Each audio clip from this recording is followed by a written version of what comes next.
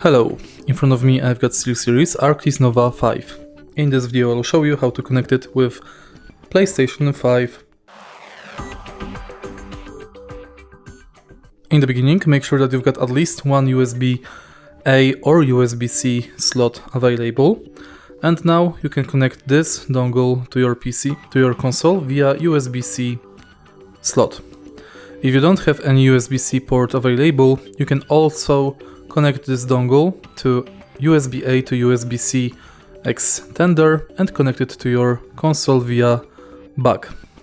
So let's connect it to the PS5. And once the dongle is connected, make sure to turn on your headphones. And when the headphones are connected,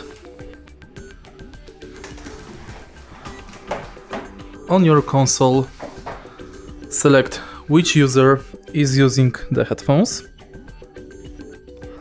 And as you can see in audio settings, we can select our SteelSeries Arctis Nova 5 as primary audio device. And that's basically it. If you find this video helpful, please leave like, comment and subscribe.